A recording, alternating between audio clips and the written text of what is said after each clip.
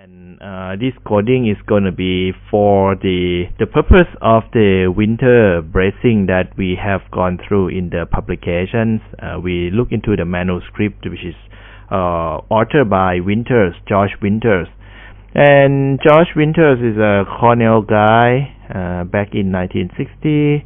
At that time, I actually admire the effort of those people in the past who can simplify the analysis or simplify the problem, simplify the equations, simplify the approach such that it is possible for them to come up with the knowledge, and the knowledge they came up with is actually not obsolete.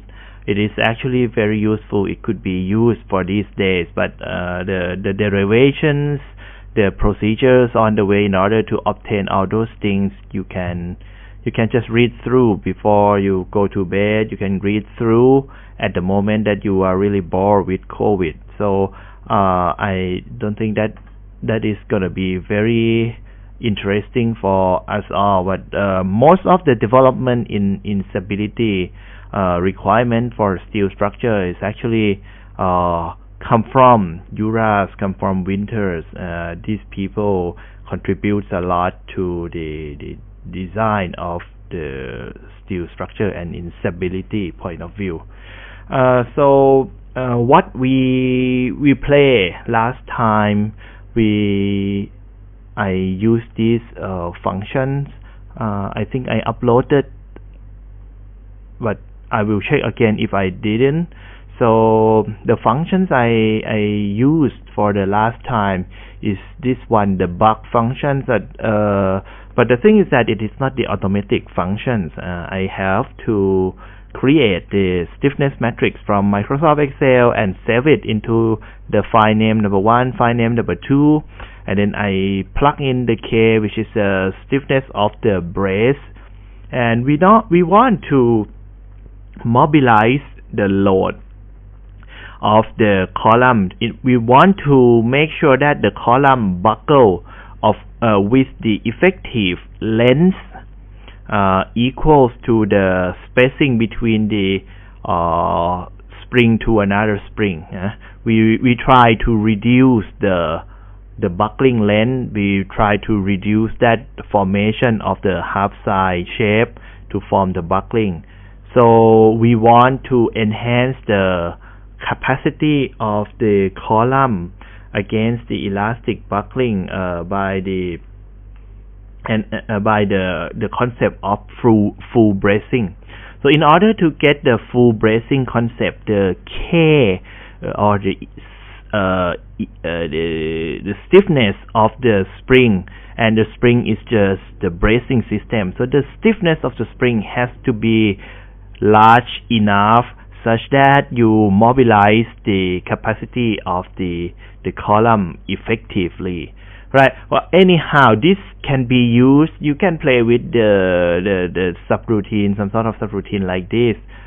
It is laborious a little bit. You don't want to do the Microsoft Excel every time, come up with stiffness matrix and form the boundary condition and so on and so forth, and you cannot see the deformed shape or the buckle shape, which in fact it will enable us to understand, to see, to feel good about the knowledge we used to learn from other courses like computer method, right? If we can link and we can make use of the tools, I think what I try, well, since this is not the official course, not the official class, this is not for the grade only. I might talk about some other things. Okay. I hope it would not waste your time. But what I try to convey to you is that we have the tools, scientific tool these days, where we have plenty of these tools, and it is available for free. For example, the Octave program, like, oh yeah, sure, I can zoom for you. Let me know if you want bigger fonts. Yeah, but the scientific tools are available for us and for free, and I think I try to make impression to you, so you are not afraid of using these scientific tools, so you are not afraid of making a piece of code to make your life easier, to make your finding greater, to make the quality of your work better, and so on and so forth. It could benefit you in several ways. So don't be afraid of using the tools like this. Don't be afraid of thinking. Don't be afraid of using your brain. The more you use your brain, the better your brain is gonna be. The longer it's gonna last. You will not suffer. You're not likely to be suffering from dementia. But the dementia is linked to many factors.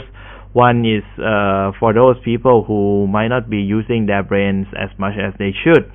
The other could be about the consumption of the fatty foods. Okay, your diet might not be appropriate, so you end up with dementia. There are so many things you can look into that, but I think it is not your concern for now. So let's take a look. I'm not going to use bug. Okay, so this one is, well, we come across this one already, and we know it works, but it is too laborious. I hate laborious thing. I need something smarter, so okay, I close this one. The thing is that we are going to do something with the geometric stiffness matrix. We need two parts. We need the elastic, not elastic, it should be called linear stiffness. So that 12EI, 6EI, that is embedded in the KELE. And the GLE stands for the geometric stiffness matrix. So this geometric stiffness matrix is going to be scaled by the what is it? The force P. Okay. So KELE and then minus P multiplied by this whole thing, and then that is the stiffness matrix that incorporate the geometric parts already. Actually, this function here is from the last semester. So last semester we developed the FRS, stiff.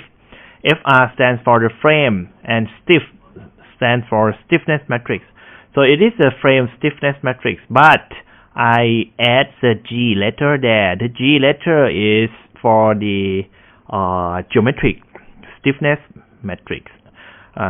And in order to come up with the stiffness matrix, we need something. We need to get the parameter elastic modulus. We need the area, and the area is not going to be the part that affect our calculation. So we can discard this part A. In fact, should we just discard it out? Yeah, I think so. So I think I'm not going to need. Well, this is going to be just the column, right? So and we are not going to care about the axial deformation. So I clean it out. So this K log is going to be just the 4x4. This sorry, it has been. This function is just for this study of the brace stiffness, which is to be provided for the column. So this is just a straight column. There's nothing more than that. I will check a little bit. I just want to see the picture that I sketched last time. I think I will need to hook up the hard drive because it's in a PowerPoint and it's not around on my drive. Okay, I look up for the PowerPoint, the course material, including the crazy. Where is it? Why PowerPoint? Why is it in the number 24? Okay, the PowerPoint is here. So this is a PowerPoint from the last class. I draw you the picture, and here's the picture of the cases where we came across in the last time. So 1 spring, 2 spring, and I don't remember 3 spring if we came across already or not. But well, we are going to play along with this format. So the K log, so local stiffness matrix. For each of these, if you think of just one element, and so the starting node has to be on the top right. If we want to conduct the rotation to incorporate the direction cosine by our eyes, so we have to set this. For example, I will just take just one element. This is one element. This is another, and okay, just one element and 1 and 2 nodes. So if we want the degree of freedom to point towards the positive x direction, we need to set the starting node to be the top one and the ending node to be the bottom one. So the degree of freedom will start this way. So number 1, number 2, number 3, number 4, number 5, number 6, 7, 8, so on and so forth. It will be different from the moment when we did it in the Microsoft Excel. But in fact, yeah, it doesn't bother. You can switch it around, but it will not change the the solution, because if you just turn it around to the other direction, well, the buckling load is going to be the same anyway. But I would prefer the right sign convention. So starting node is on the top, the ending node is at the bottom, and then the next element is going to follow this protocol. Right, number 1, number 2 is the rotation, number 3 displacement, number 4 is rotation, and so on. So I will come back here, and we're gonna know that the top node or starting node is at the topmost point. So the K log here 1144, this is useless. We are not going to use this part here because it is just made for the axial deformation, and then the F12, F6, F4, F2 are all established. The length is going to be taken from the outside, so that's fine. So I need to do over here, I need to just adjust all this. Actually, I shouldn't. It just take more time. Oops, no, it was supposed to be 1, 1, 1, 1. And this is 1, 2, 3, 4. Okay, and it was supposed to be, okay, let me just do this for all. And yeah, second column has to be.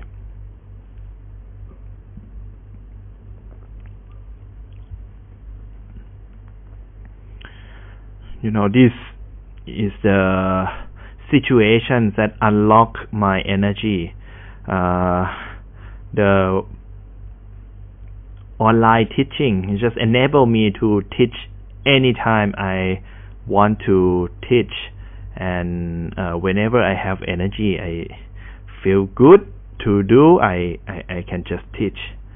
When I was young, maybe around your age or maybe younger, when I was in the university, I was dreaming of having like a company, and the company that opens 24 hours a day. The light's always on. If I walk in at any moment, the light is on, somebody's working. I like the situation that I see the work done perpetually, non-stop.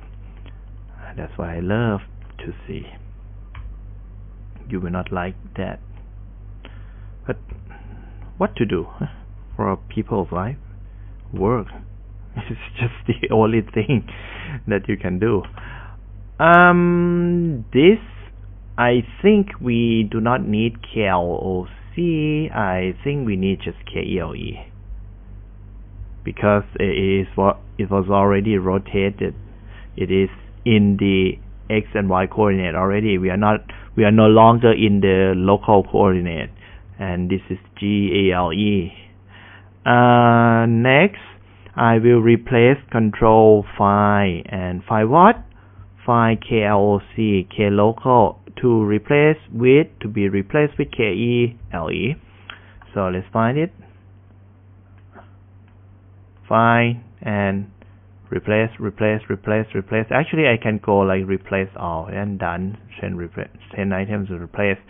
So we stored everything into KELE. That's it. But KELE is not enough, right? We will also need another part of the stiffness, which is going to be the GELE, the geometric stiffness. So I just put something like geometric stiffness. Actually, this should be your homework. It actually enhanced your understanding a lot, but I don't have policy for a homework for this class, and I am not sure if people enjoy homework like I did or not. When I joined University of Texas at Austin back in 2005. Yeah, 2005. I joined UT Austin in January semester. Actually, 2004. 2004 is the year that Thailand get hit by tsunami. 2004, 26th of 2004. The day that I fly out of Thailand is the 26th. So it is the tsunami day back in that time. And I landed in the, I think, Chicago O'Hare. I landed at Narita first, and connecting flight from Narita to Chicago O'Hare, I think or Minneapolis. Which one? Minneapolis or Chicago? Yeah, one of these. I don't remember exactly which one. I might be able to find a ticket. I might still keep the stuff. But anyway, one of that. Chicago O'Hare or Minneapolis. I think Minneapolis. So I landed at Minneapolis, and then the immigration officer just talked to me, and he said something like, "Oh, you're from Thailand? Thailand get hit by the tsunami." I was like, "Is he out of his mind? Thailand never get hit by tsunami, and this is not going to happen in Thailand. How come this guy is crazy enough to just try to make conversation with me to just talk about tsunami and Thailand?" It was like, this guy is crazy. I roll my eyes and I just get away from that point. I don't ask, I don't do anything. And then I learned later that as soon as I can make the phone call back to Thailand, I learned that really we got hit by tsunami. And well, anyway, so I don't get the sense of that disaster at that time because I was not around. I was not in Thailand. And that's the first semester that I was in the U.S. education system, and January of 2005, first semester that I enroll, and actually I didn't enroll into the master program. I myself do not have the master degree. I have only bachelor degree and the PhD because I skipped the master unintentionally. I didn't intend to skip, but I just apply to the PhD program, and I just thought that if I apply to the PhD program, then the university will force me to go through master degree first and then move to the PhD at the next step, but they didn't allow me to do that. So they said that I'm in the PhD program, so I need to take the PhD. We call it the qualifying exam. So we need to make sure that a guy is qualified for a PhD program. So they allow every individual who are in the PhD program to take the qualifying exam, and there are only 2 chances to pass this exam. If one cannot pass, then one has to change university. And I was like, can I defer this thing? I am not up to this thing. I'm not up for this. They said, no, it's not possible. You got to do it. And then I did it, and I got it. I got myself into the PhD program. Qualify. Actually, this is a long story. I shouldn't talk too much about this story because there will be the third party, and I might talk about somebody which is not in a good way. So you should avoid not to talking about the third party in a bad way. So I will not tell the story. But there are many things that are quite well, when we pass something, we have all the good feelings about it. But anyway, but when at the moment that I didn't realize that I am a PhD student. That was the best time of my life. Actually, it's just one of the best time of my life because I enjoy the education. I don't have the construction management. I don't have the water resource engineering. I don't have the geotechnical engineering and some part of geotech that I may not like. I don't have the transportation engineering that I'm not good at. I'm not good at, but I get all A's. That's just the bottom line to get the good university, right? So just manage to do the best to get the A, but okay, it's not the thing that I like. So when we get a master degree, when we get into the structural engineering program, we just learn whatever I like to do. I like steel structures. I like behavior of the RC structures. I like structural analysis. I like everything, and everything I like is there. So I took courses. I enjoy the time. I feel very good about it because this is like it is a fish that is jumping out of the fish bowl into the lake. So it is like this is the world. This is a big world, and this is the world that I really want to pursue into. So I took our courses, which are structural engineering courses, and they gave a lot of homework. American system gives you a lot of homework, not as much as the homework I gave you. In proportion, I give you homework roughly about 3 to 4 times homework load than the homework I've got in the US, probably. But I really like that time. I spend time, most of the time after the class, sitting in my room, in my dormitory, which is bad. I should hang out more. I should hang out, have more lab mates, friends also. But okay, I didn't. I enjoy doing homeworks a lot. So fun. The professor never asked me to do so much. I did like they asked me 10 or 100. They asked me 100. I make them 200 or 300, and that's because I just want to do. They didn't ask me to do. I think of what could be done, what could be made to make the homework done in a better way. Actually, the homework is not assigned in a rigid way. Not assigned in a rigid way means he will say like, okay, this is the ultimate outcome. Then you can do whatever you want. Like, you like to use stiffness approach. Then you can make stiffness matrix, do displacement approach. Someone wants to do moment distribution. Moment distribution goes on. Okay, slope and deflection. Okay, depends. Okay, whoever wants to do it this way or that way. Castigliano theory. Okay, you can do it. Whatever you want to do, but you just end up with that light at the end of the tunnel, and that's it. So it is very flexible to do homework. They're not rigid, not strict with the approach. Whatever approach you feel good about it, then do it. But that light at the end of the tunnel is the ultimate goal of this homework. So,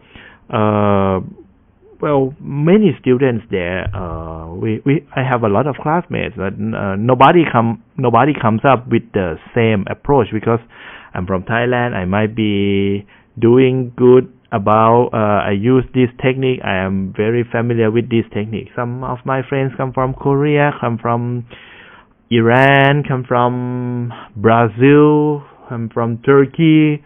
Different country might come with the different expertise in the different techniques, but that's not a rigid rule. Whatever the color of the cat you have, as long as it still catch the mouse, that is a good cat. Yeah, that's just the reason for having a cat. That's it. Same.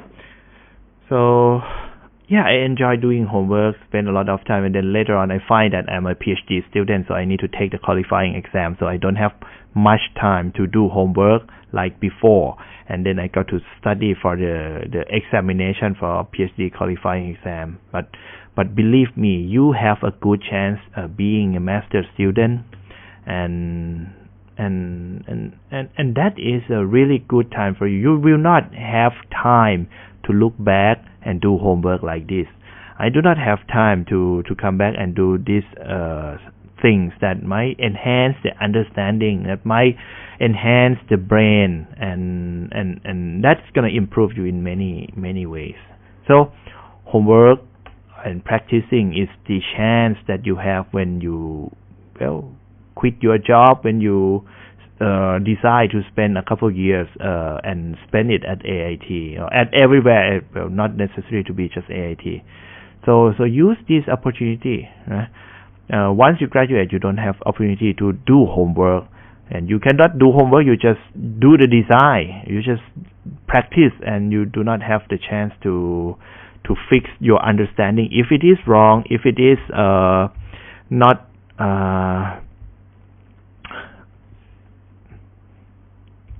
let me just copy it this way. So a lot of chit chatting, but it is out of the class time. That's why you got to tolerate my chit chatting. I do it this way. Actually, I can just talk about many things and do the coding, because I can separate the brains out into parts, especially do the coding in a stupid coding like erasing something out. That is possible to talk about other things to keep the atmosphere like lively and not stagnant. Okay. So over here I'm gonna replace the KELE by the GLE. KELE will be replaced by GLE. Okay, so find next first. I don't want to accidentally replace, then I do not have to change the index on the back. No, this one is not going to. Okay, yeah. Right. I think the first thing to live your life in a fruitful way, you got to know why you are here, why are you doing all of this. If you are in the university, then you got to know, right? Why are you in the university, and something that answer you the best is your statement of purpose. So if you are not sure about the reason why you're here, you just go back and read your email. Maybe in some of your email, some of you might send the statement of purpose, some of you just upload it on the application website. Go back and look at the statement of purpose, and then you find the reason why you're here. But okay, unless all the things you wrote in the statement of purpose is all bullshit, so that's not going to help you, right? I just bring up this window because I want to get this geometric stiffness, and break it into this and this one.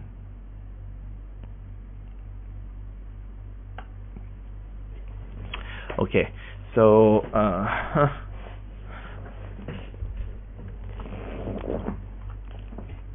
I will just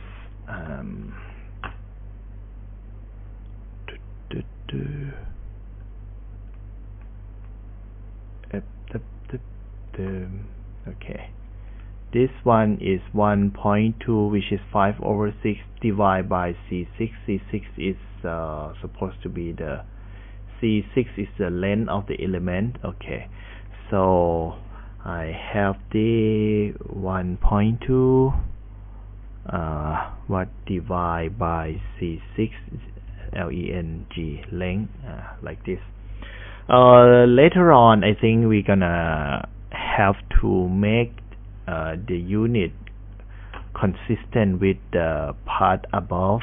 So, but right now this part here is the length.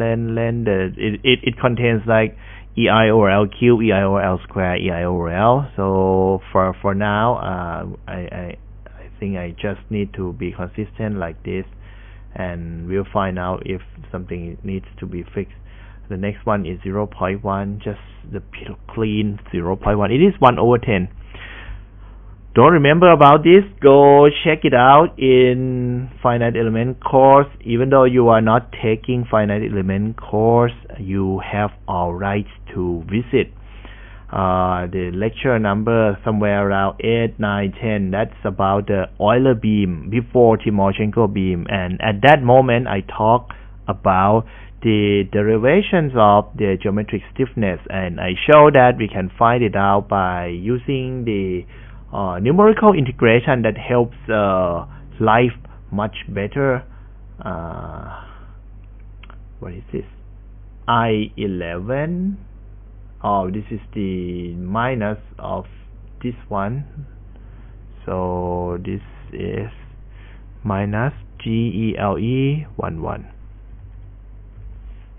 And 1/4 turns out to be 0.1, just like this one. Okay, I drop it in 0.1. There you go. I'm done with the first row. Then let's move over to the next row. The next row, this is going to be 0.1 as well. 0.1. And next is the P multiplied by 2/15. 2 length over 15. 2 times leng over 15.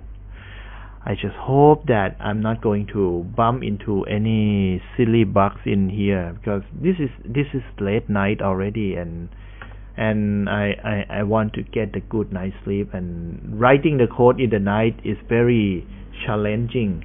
If at least I want to avoid the bug.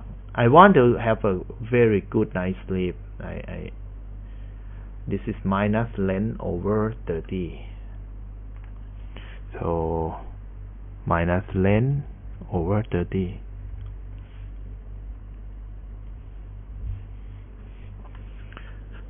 Next one, this is the K11. Where is the K11? This one, oh, this one has to be the inverse of this. So K11 or GLE13. 1,3. Same. And minus what? Minus 0.1. Minus 0.1. The next one, this is the 1. Okay, I just equate it. The way I equate the GELE33 by the 1, the reason is nothing more than just it is saving your time. If you just copy the value from this one here, which is already calculated, it is fast. Whereas if you copy this one and if you paste it there, that means the operation which is identical, which is 1.2 divided by the length, is going to happen, and that's gonna take you maybe a millisecond, maybe a microsecond. But when it adds up, when you have a lot of elements in your calculation, that is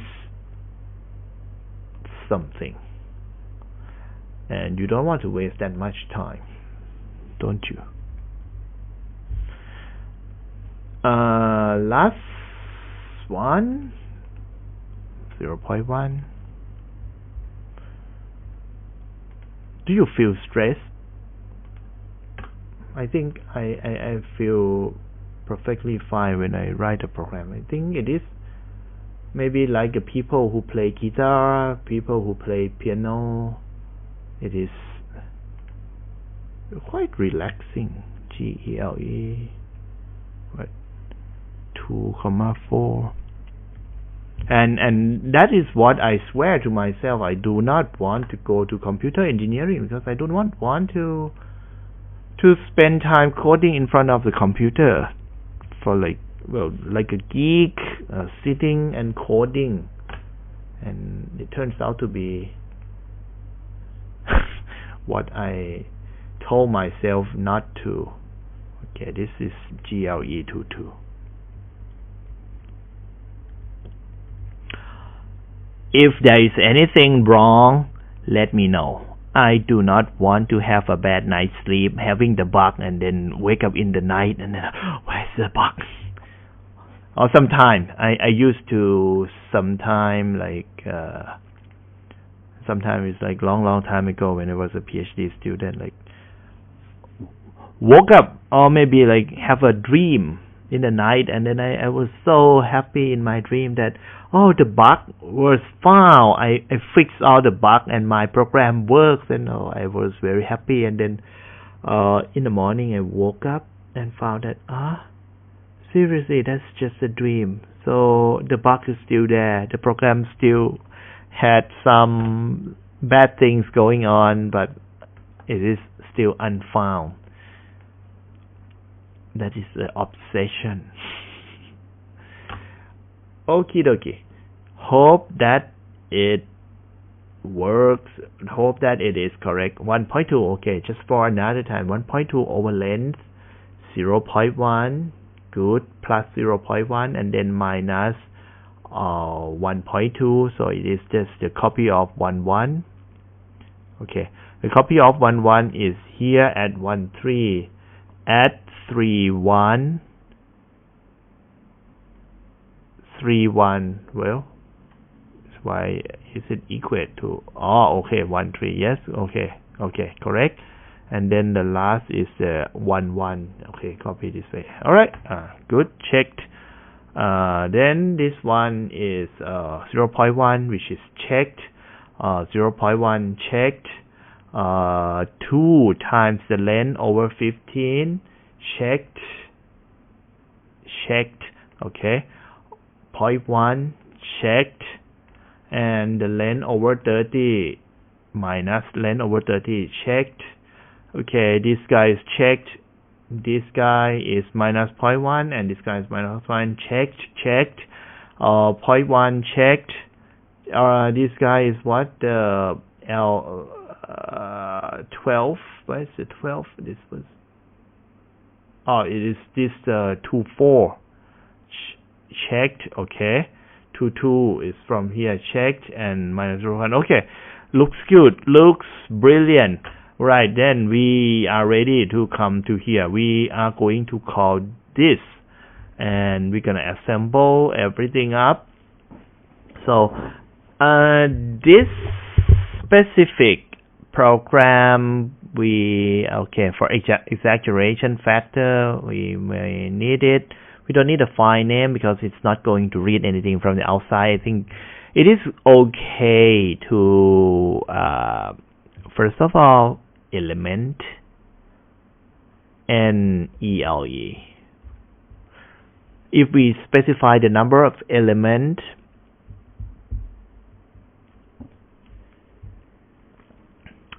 the length, do we need? I don't think we need. We just keep the length being like 1 and then the element length.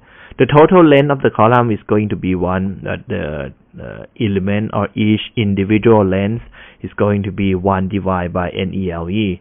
So that will be just specific to this column buckling problem. So you don't see the flexibility of the code frame buckling here to accommodate any challenging cases, and you can expand. And we have the code which is made for the general structural analysis purpose, which is not for this purpose for today, what we are going to do.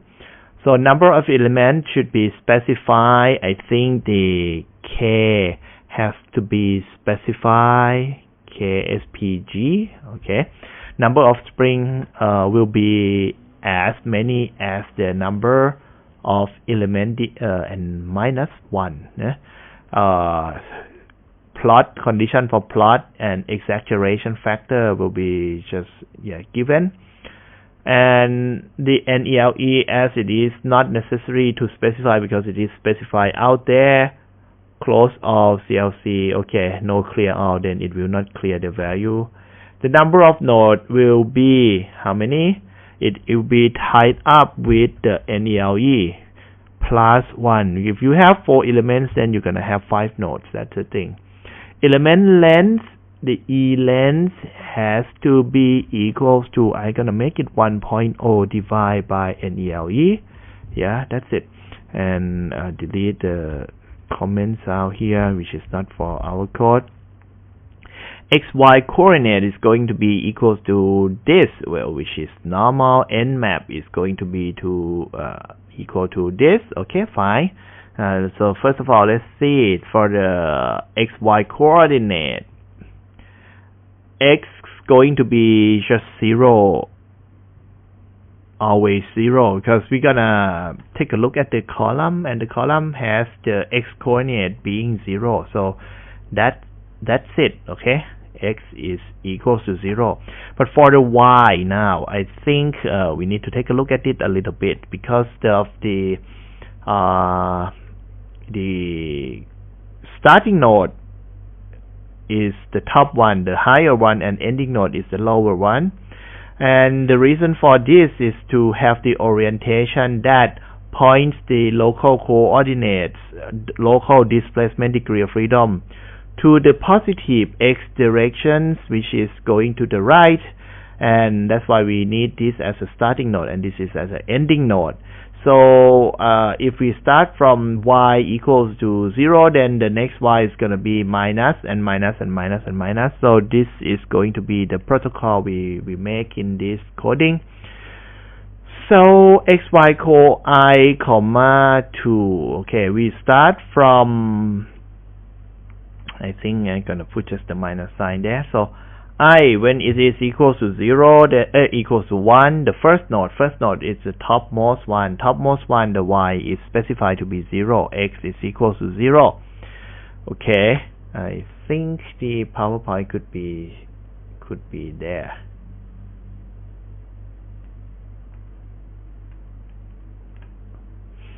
And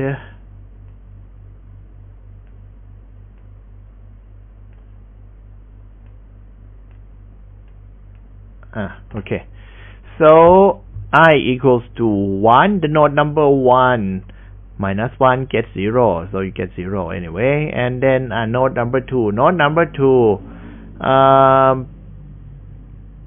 yeah, if we have NELE, it's gonna be like for a case like this, NELE, we need NELE to be, for example, if you need to stick the spring at the middle to change the unbraced length and make the column buckle by the double curvature, you will need 2 portions. In each portion you need the middle node. So in order to do this, you're gonna need 4. Well, 5. We just need to know how many elements to put in for a given problem, and figure out. So yeah, we don't need to make everything that automatically.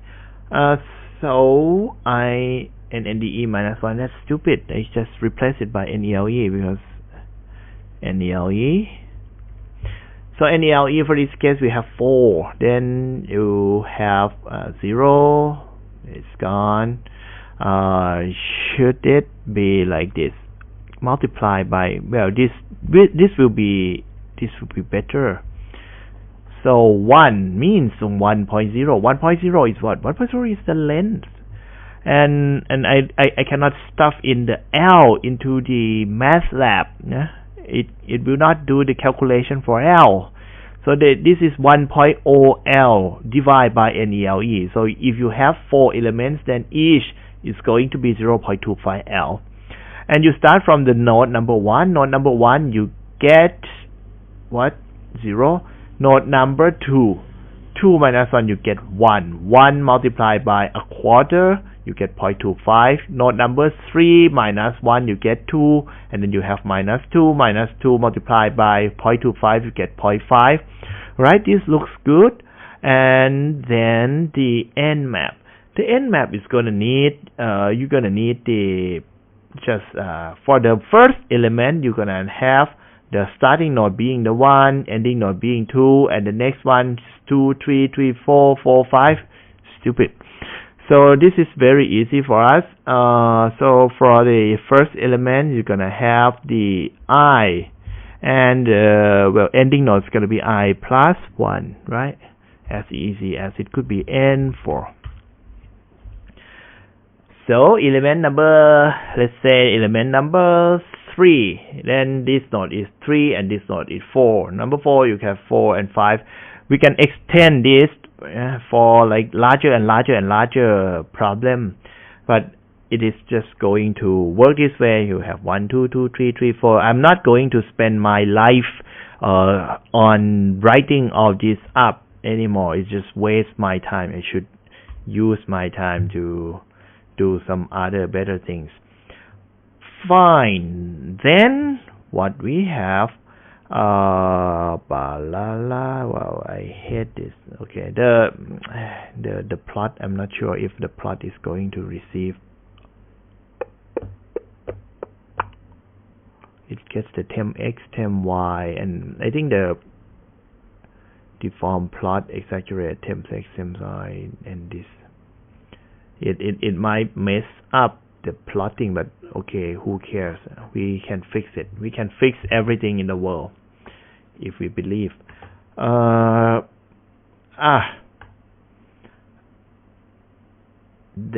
it is. What else? We will apply the spring, right? Stiffness. For the time being, let me just fix this one. Length was calculated. Okay. Oops. What? Oops. What? Okay. Paste it. Okay, this is going to be the new format. The length here, I was supposed to. Okay, if we want to call ELNG, element length, what? ELEN, okay. And the I has to be prescribed it, elastic modulus, make it 1.0. Actually, the 1.0 means the 1.0 times E. And likewise for the I, then we have the 1.0, which is times I. So we take the I outside the code, E outside the code, multiplied by I. EI, the length was determined, and that depends on NELE we have from the interface, the input. XY course assign nmap. Assign. Okay, it is ready. I don't see anything else we need to do. And that's it. Now the cases has to be just 2 by n node, because we do not, I'm not sure if it is the bad decision of mine or not to remove the axial deformation part. Actually it could be kept there, and once the axial deformation was removed, Well, I can, yeah, still can make it work for the the mesh, the deformed shape drawing. Ultimately, we're gonna get the Eigen Vector. We're gonna get the Eigen values. But that is not so cool to have the values, the numbers without visualization. So I think it's gonna make you feel like so proud of your instructor to see him shows you the buckling shape of the column with the brace attached, and you're gonna see all these things. Okay, so let's just relax, sit back and relax. Nobody is gonna fly, right? So you're not going to hear this motto, sit back and relax, anymore. Well, delete it. Bye. You're gonna get KELE, you're gonna get GELE. KELE has never been has never appeared in here. And then I close this. E, we get it. The I, we have it.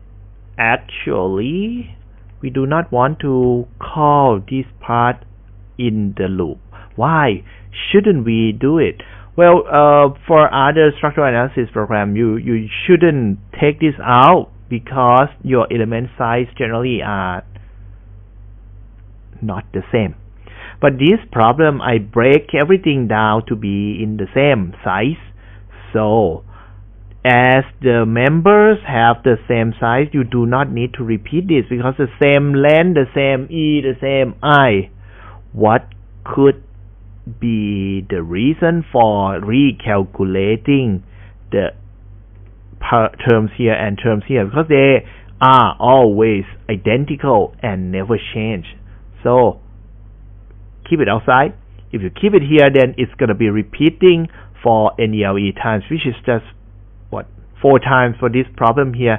It is nothing. Your computer time is going to be like just a microsecond unit, or the maximum is a millisecond unit, which is not enough for you to just think of what to eat tomorrow, right? But still, this is good practice. So if we know that it is not necessary to stay inside the loop, just get the hell out of the loop.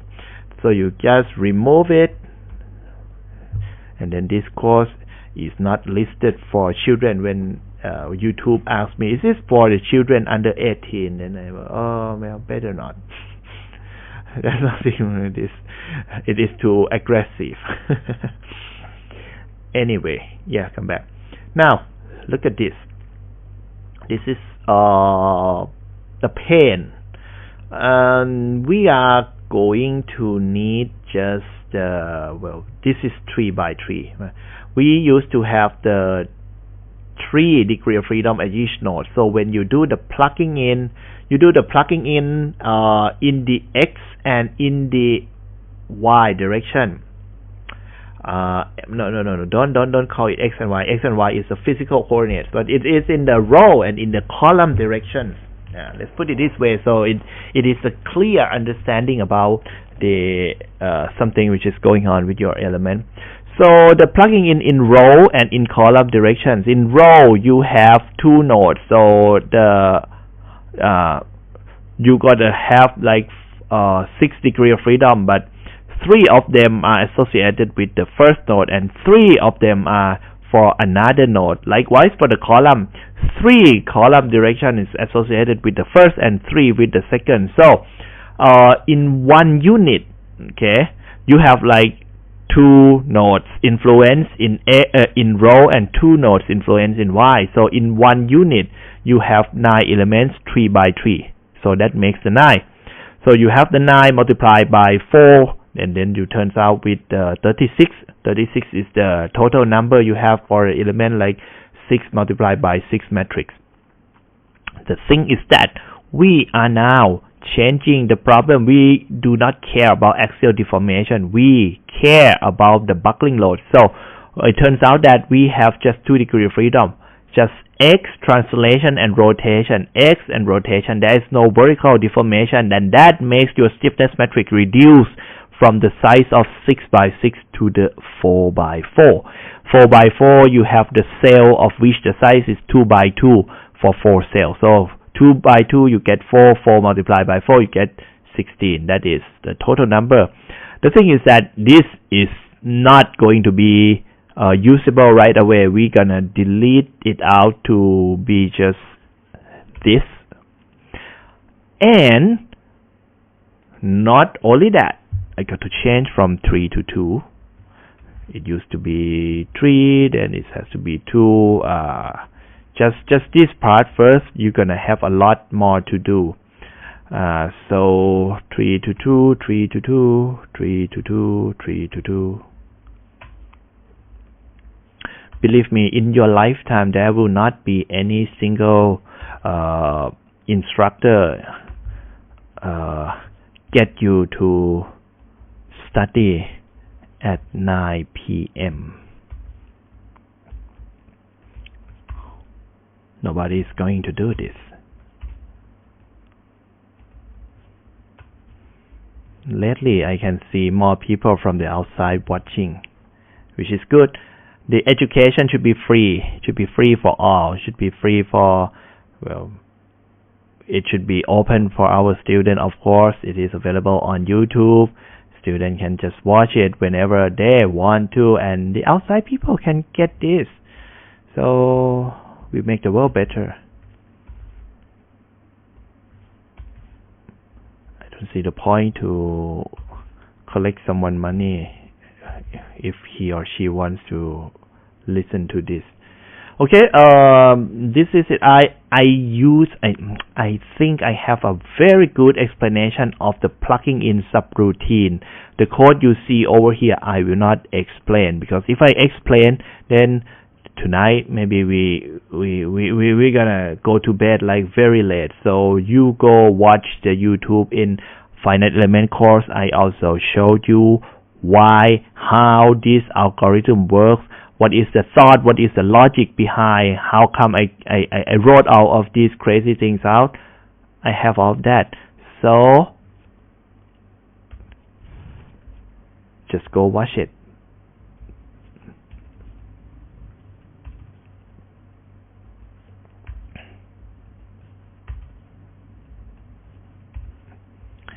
And this, okay, we talk about the row 2 times n map minus 1, and then the row here, this one is gonna be removed. Oh, okay. Okay, and this was supposed to be 2 minus 1. I think I feel like more energy than in the morning time. In the morning, I'm so bad, so sorry for you all. I cannot help. I was sleepy, and I cannot make it better than that sleepy teaching in the morning. Yeah, so poor you guys. It's too bad that you got to watch them. Well, sometimes sleepy, but you know, how to say? This is not an easy career. Many people think that being the instructor, teacher, teaching something is easy. Okay, first of all, I don't open the book to teach you, so I need my brain. If someone just open the book, follow the books, just open the chapter and then talk by reading from the book, okay, whoever can do that. I don't do it that way. So all the live class is really live. It is just coming out straight from my brain, and all the thoughts, all the resolution I made, all the coding, all the logics are coming off like at the real time. There is no piece of code printed out on my right, and then I just sneak a peek of it, and okay, it was supposed to be nmap, and then I got to remove this line. I'm not following a cookbook. I am imagining the recipe and just go follow it. So I'm gonna need more brains than others. So to teach the class like this, I need at least 8 hours sleep if I don't have as much as I require, then the course will be very slow. I will be like very boring. So for some classes that I do not have enough sleep, you can list those classes and then you keep it for the before bedtime. Okay, make it before bedtime classes, and you gonna, if you have sort of insomnia, I'm sure you're gonna sleep. Yeah. Okay, so -1, -1, -1, -1, -1, -1, 2, 2, 2, 2, 2, 2, 2. Okay, got it. And -1, -1, 0, 0, -1, 0. Okay, good. -1 is gone, -1 is gone, -1 is gone, and this -1 is still there, -1 is still there. This is good. Okay, and without -1. Okay, the plugging in will be alright. Then what else? We're gonna have the spring stiffness. We're gonna have the boundary conditions. The boundary conditions, we used to enforce boundary condition using just the we used to make it using the Lagrange multiplier, but for this I think I'm gonna just remove the unnecessary row and column which are associated with the boundary condition or the supports or the fixity. So whichever degree of freedom restrained it, I'm gonna remove the row and column and associating row and column.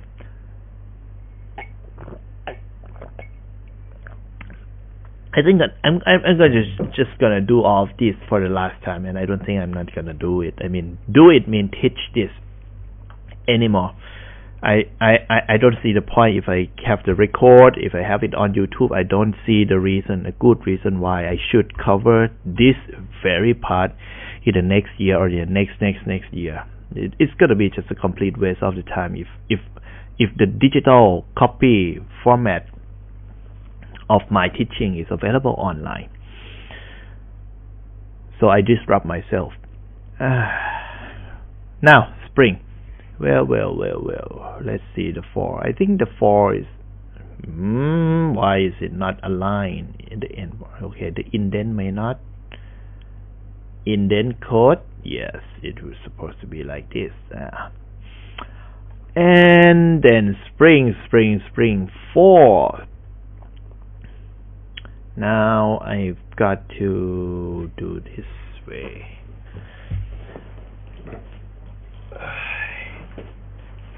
Spring.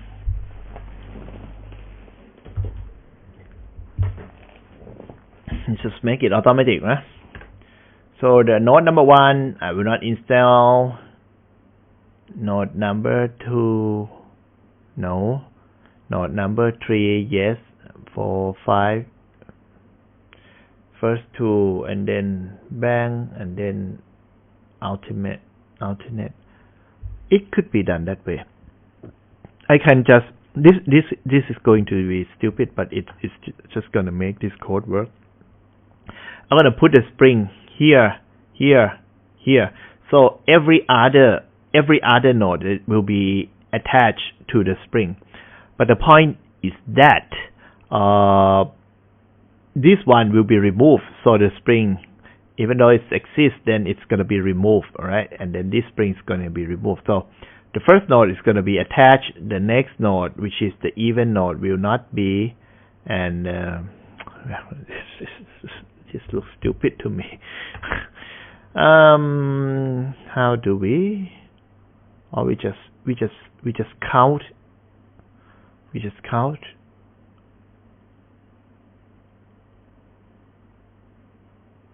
I don't like it. I just don't like it. It doesn't look elegant to me.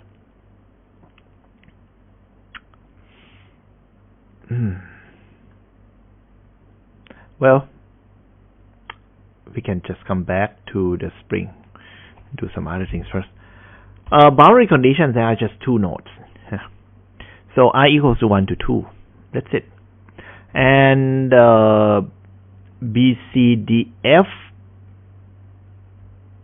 Okay. I gonna have to specify the BCDF. BCDF.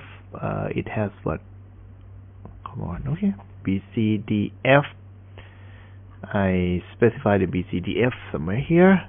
BCDF is going to be equals to zeros and 2, 1.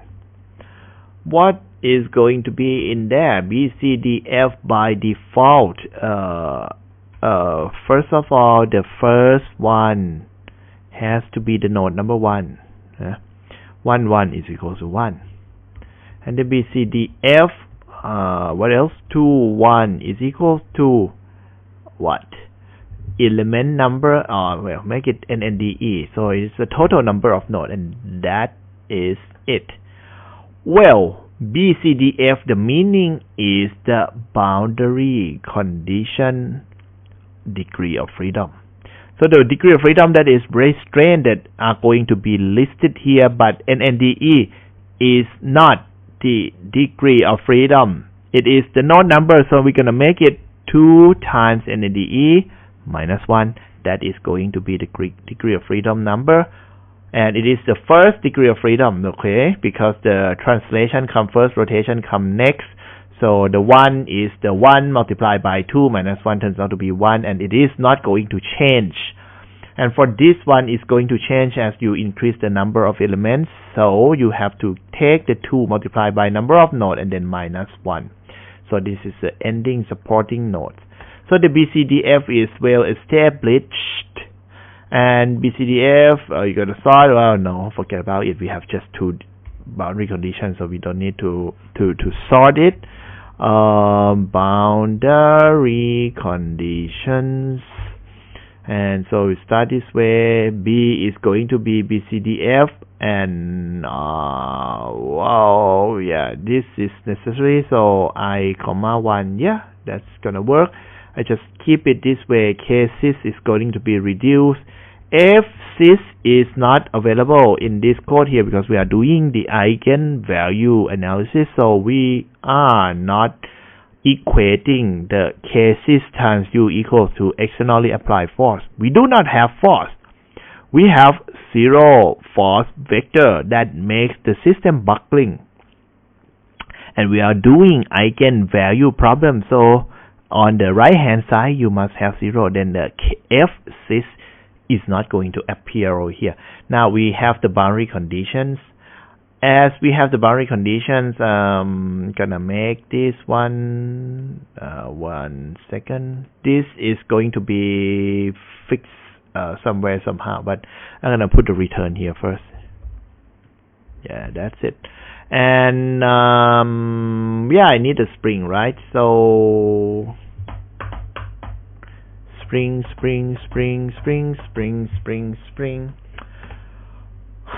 Let's see. Let's see the relationship between the number of elements with the spring.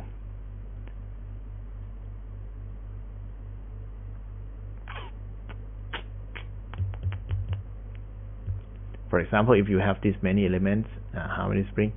You have 2, 4, 6, 8, 10.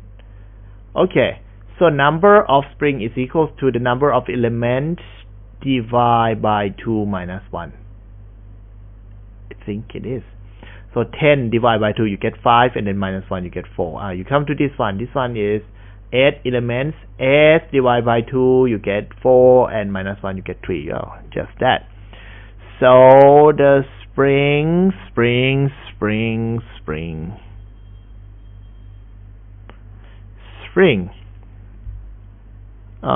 NSPG is equal to number of spring is equals to NELE 0.5 times NELE times the number of elements and then minus 1. You get the number of spring, right?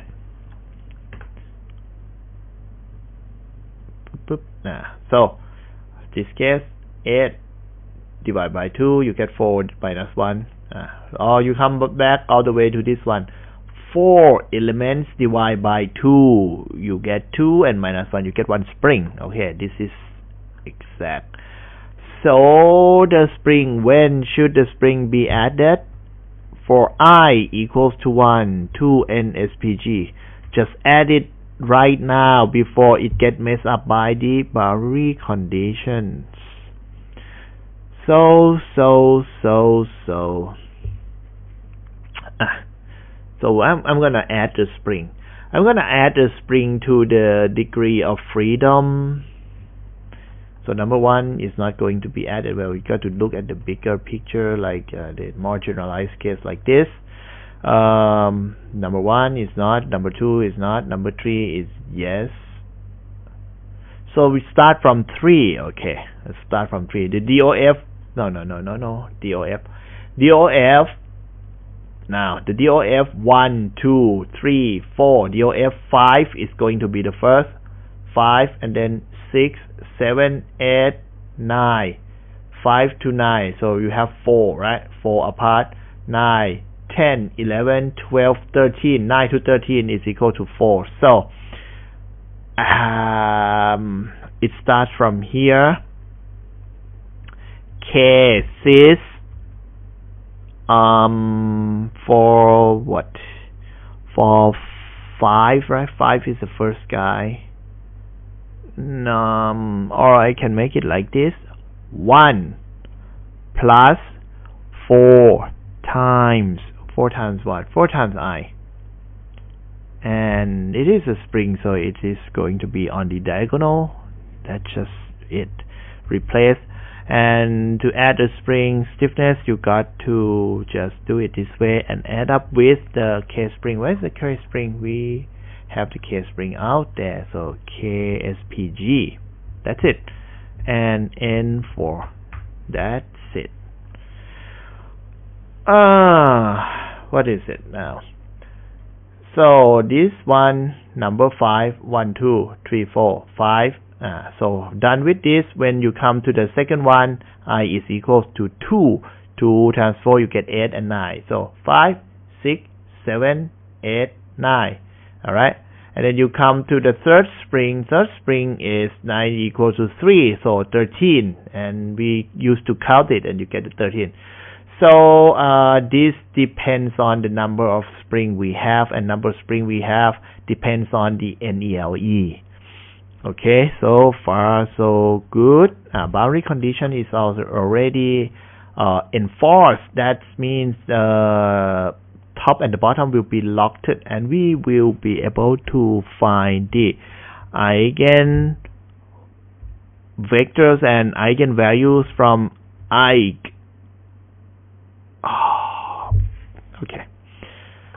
Okay, not enough. We're gonna need the K6 and the G6. You might wonder, where is the G? And G is here. Here. So G6, because we made the G Eli, alright, but we do not have G6. So zeros. 2, well, I just copy. Why bother typing it down? The thing is that something in here will be replaced now. So let's see, how is it replaced? Yes, it is.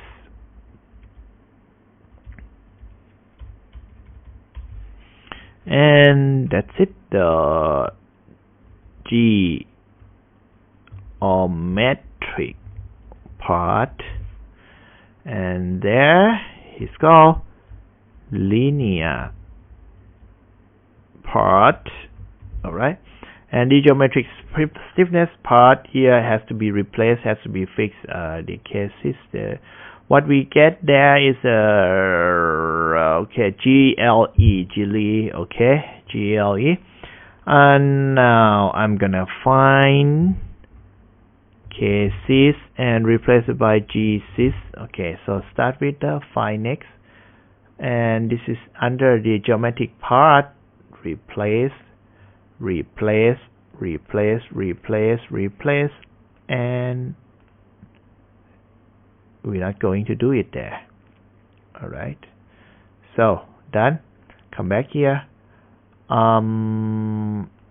K-Ili to the G Illy. So find next. Here it is. Replace. Okay, then it is not the part that we're gonna touch. It is good already. Yeah, close it. Bye. The plugging in is going to be identical, but just the plugging in is going to G-sys and K-sys such that you have two separate components. And these two separate components, the G part is going to be scaled by the P, and P is the Eigen values. So, okay, K spring.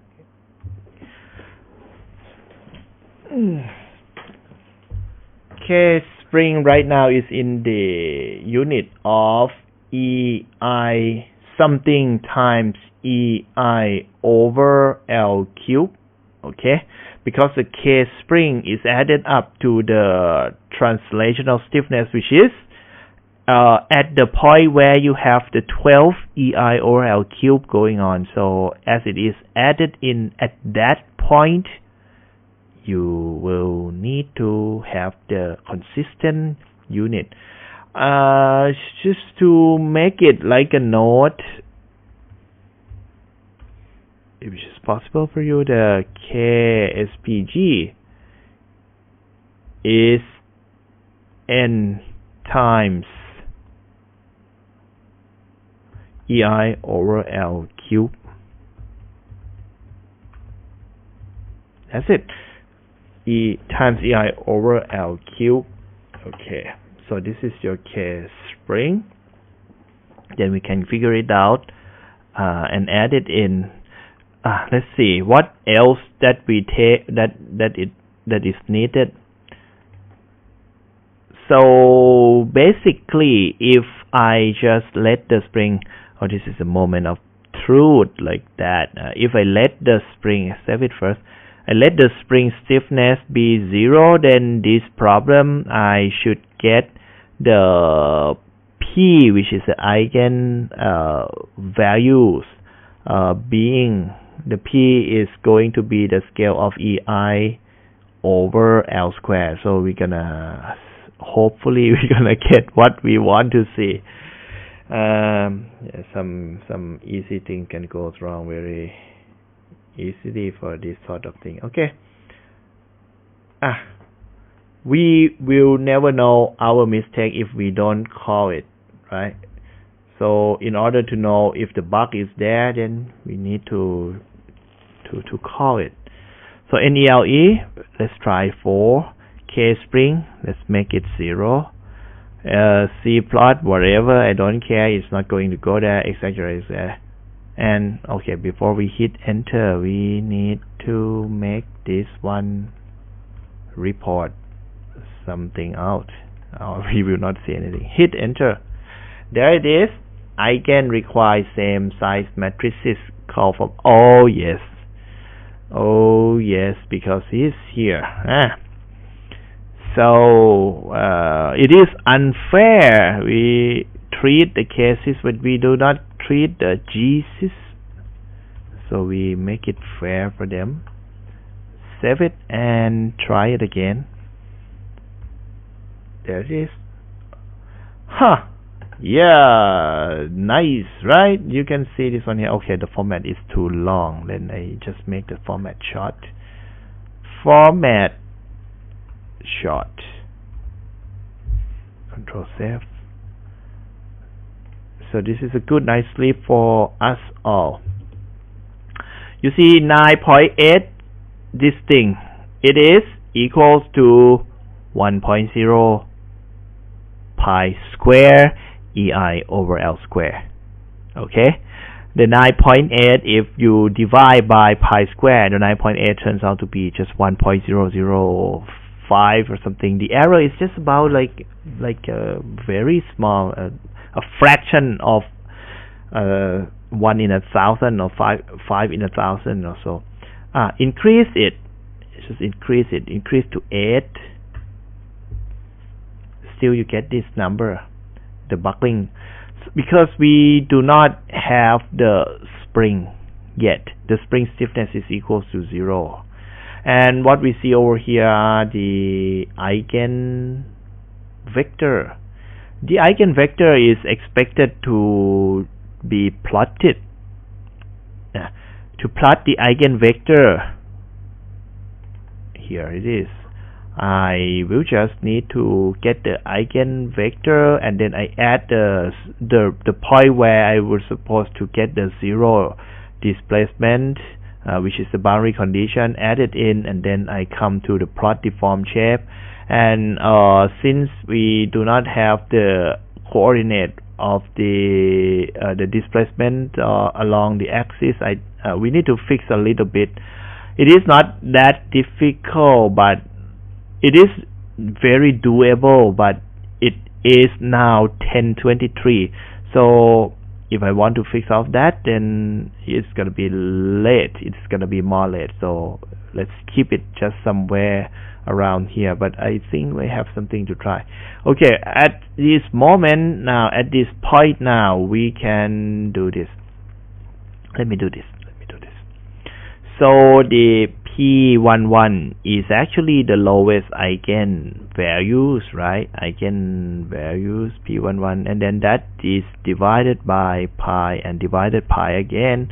It turns out to be the number 9 something divided by pi square.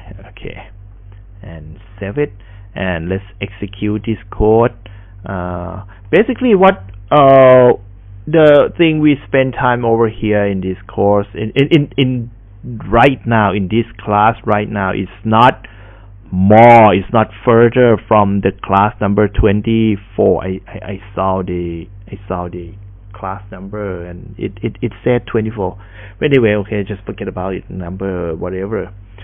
It has nothing new. It just has to do with the coding, and it just by chance make I think you have it here. Okay, yeah, I opened it already. So it is just doing things in Octave, and we are having the more powerful tool, so we can study into this. If we add more and more segments, add more and more point of bracing, what is going to happen? So let's make it 4 right now, and last time do you remember we have the stiffness column? I think this one is the less number. Okay, so in order to achieve the buckling load to be 4 times of the previous one, let me just put wrong place. Let me put the 0 here. If I put a 0 here, then I gotta get like here is the number of times of the pi square ERL square, which is a theoretical, right, elastic buckling number. So it has to be 1.0 period times pi square ERL square. But as it is the numerical, and generally the finite element is a little stiffer, is always stiffer than the real system, so you end up with a little bit of this.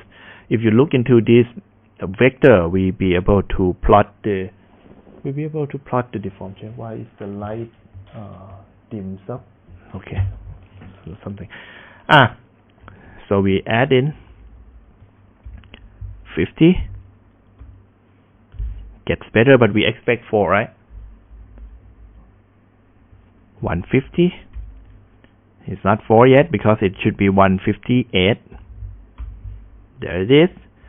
And what? Put another 0. It doesn't change because the buckling load will be controlled by the column now. It is not controlled by the bracing. So you add the bigger and the bigger and bigger bracing, you just spend money. You don't get the capacity further from the column because column is going to buckle at that point. And we'll see. Let's make it 8. Is it supposed to be 8? I don't remember. It was supposed to be this case. In this case, actually, we should have this thing here. So I reinstate it back. 6 elements. 6 elements. 6 elements if the spring is nothing. Okay. If you don't really have the spring stiffness, then you get the 1.0. So it buckles, it forms the half side curve from one end to another support. And well, then we add it in. Add in, I think for this case it is this one. Okay, so we need to put the spring equals to 800 in order to achieve the buckling load to be 9 times, right? 9 times. It is 1/3 L/3, so we expect 9 times. So the answer here would be 9 times. So 6 and make it 100. Of course, you're not gonna get 9. 6 make it 500. You're not getting 9. 700. 8 point something. You need 800, right? Once you get 800, yeah, you get 9. Now, what else? 1800. You're not getting better. You put something even higher, you're not getting it better. We can get this Eigen Vector. So please wait. Whenever I have too much energy, I will just call you to watch these crazy things. So I think we are good today. The code is working, and I feel very glad that the bad feeling about the bug is not haunting me during the sleep. Okay, and nor do you. So we finished the unofficial class today. I'm gonna upload it onto YouTube, of course. Nothing in here is gonna be in the exam.